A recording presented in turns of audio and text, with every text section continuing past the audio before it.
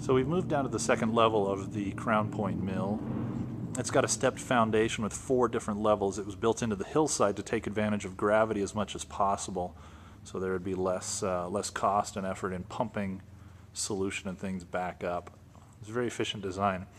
This is the drive motor on one of the agitators. There are 4 of these agitators. They're 16 by 16 feet. And the solids that would come out of the thickener on the far side would then come into the agitators.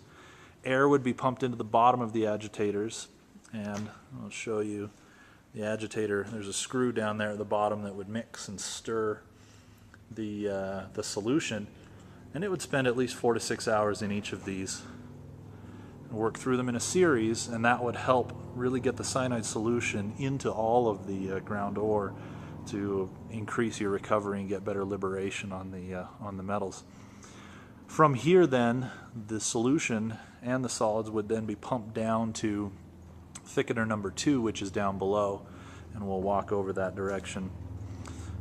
And they would repeat the process that happened in the first thickener, and that is adding solution to the point where the solution overflows into the tray around the edge, and then that solution with the gold and silver in it is pumped over to the gold recovery area, and the rake in the middle would gather the solids to a drain in the very center, and then it would flow out into the next thickener, which is down below, and be pumped up into it. Same process is repeated, and then thickener number 4 is in the far corner over there. Now the solution would come over here to the gold recovery area. It's still set up just about the way it was. There were several steps. This is a Merrill-Crowe system developed by those 2 gentlemen, the Merrill Company and Mr. Crowe. As the solution would come in, the first thing is it would be clarified. Clarification is basically filtering out any particles of dirt or things that you wanted to get out of the solution before you tried to filter out the gold and silver itself. This is the clarifier. These leaves here would have fabric on them, and the solution would be pumped into the middle of the leaves and then work its way through the fabric. And the fabric would catch all the impurities, and so you get a crystal clear solution, but it still had the dissolved gold and silver in the cyanide solution. From there then it would go to a vacuum tower, which is down below. It's directly beneath us right here. And there they would use vacuum to de-aerate, to get out the oxygen and the CO2. That helps your recovery when you go to the next stage, which is to actually recover the precipitate, the gold and silver out. Now from there, zinc would be added. This is the zinc feeder. It's a nice little machine. Powdered zinc would be added. In fact, there's some up here for demonstration purposes. The zinc would be fed at a constant rate, and as the zinc enters the solution, the gold and silver chemically attract to it and form molecules that are big enough to be filtered out.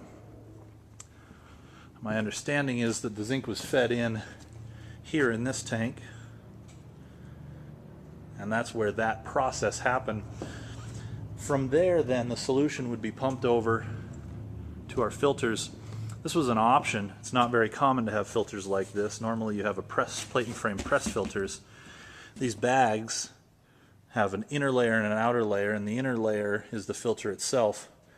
When it would get full with the zinc precipitate containing the gold and silver, then you would shut off the valve here, take them off, take the inside bag out, turn it inside out, clear out all the stuff, wash it, and then that's your precipitate that you take.